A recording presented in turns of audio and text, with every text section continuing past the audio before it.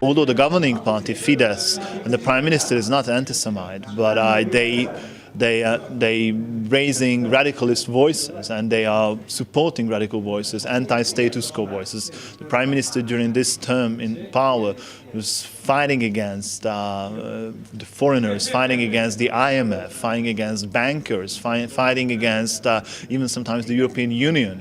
He said famously that European Union is like Moscow in the 80s and in the 70s. That is really, really ridiculous. And so the problem is that the prime minister, because of his electoral interests, though he's not an anti-Semite himself, but is not distancing himself enough from the radical party because he may lose with that electorally. My message was to make an absolutely clear distinction between the ruling party, Fidesz, which is the biggest party right now in Hungary, has the greatest support among Hungarians, and the extreme right party, which is a completely different kind of organization, has nothing to do with the ruling party, is not in coalition, but even not in forms of temporal support. And this distinction is very important to me. This is our number one message. We have a sadly strong radical right-wing party in the parliament. They're not going to get significantly stronger on the level of mandates, but the social crisis and the trauma of the international economic crisis resulted a relatively strong far right, especially in those communities where we have a significantly high level of Hungarian gypsies living together with non-gypsy community members. And so though the Hungarian radical right-wing party, Jobbik, is trying to behave like a sheep that is, at the end of the day, a wolf, but I think they feed the anger of those people living there. But also they have an anti-Semite color. The numbers are, relatively speaking, much better than in other places in Europe. But what are you doing? I mean, there are hundreds, thousands of people that voted for Jobbik, and there's the anti-Semitic sentiments. What are you doing to fight this, and maybe not only legally? Well, there are legal methods. Throughout the last 4 years that we spent in the administration, we try to focus on the most striking problems, like uniform wearing. Paramilitant groups were banned by a quick amendment of the penalty code back at the beginning of our term. We also introduced a kind of change in the civic code to introduce the dignity of the communities that could be considered as a new legal method to fight against hate speech, which is a big problem in our public life. But it's not only the legal tools that matter.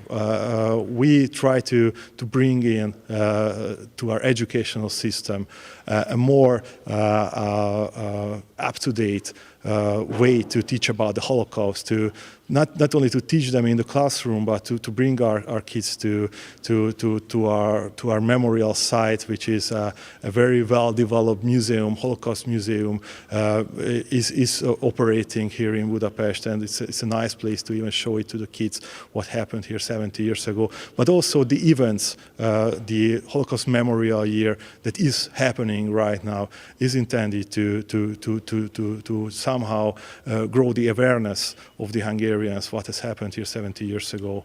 I think we support everything, and we would support bipartisan fight against radicalism, but the sad thing is that Fidesz is not supporting that much. The case of the monument of the German invasion of Hungary and of Budapest that the government is still intended to build after the election. They are hopefully not going to get re-elected, but if re-elected, it's totally unsupportable and totally against the national interest. Because what is this monument? Because symbolically speaking, they would have wanted, and I think they still want to create a monument where the German eagle is fighting against the innocent Hungarians. And sadly, though there were many Hungarians, even in public administration in the 40s, who fought against the German invasion and fought against actions against Hungarian Jews and other minorities. But at the end of the day, the Hungarian public administration was quite supportive towards the deportation of Jews, and it means that it's not that Germany invaded Hungary and by that Hungarians were on the wrong end of history, and many Hungarian citizens were lost, Jews and not Jews.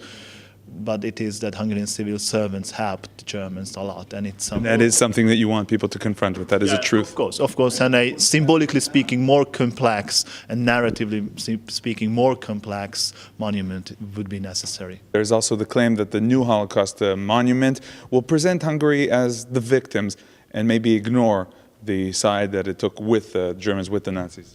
Well, I guess that's a sort of distortion, because that was not meant to be a Holocaust monument, but a monument that would remember the Nazi occupation of Hungary that happened in '44. And we don't have any intention of that sort. The only intention of the government, and it's a plan right now, so it doesn't even start the actual construction. The plan is to give a memorial site to all victims of the German occupation, which was a tragic moment for Hungary in the course of the Second World War. Generally speaking, the fact with the situation of Jews today here, and about the fact that the RCA, this big conference, is happening here in Budapest. Well, there are two things, I guess, that brings these major Jewish events to Hungary, Budapest, from all around the world. There is, of course, a high level of concern about anti-Semitism, which is present here, no question about that. Although we try also underline the fact that it's not rising, and we try everything to combat anti-Semitism. But also the other reason what brings these events here, I guess, is the vibrant Jewish life here in Budapest, which is some call the Jewish Renaissance, gets more events, more ways of the Jewish community to talk about its identity, to express their identity publicly, and to celebrate together with the non-Jewish Hungarians the joy of being Jew here and to be part of the largest Jewish community of Central Europe.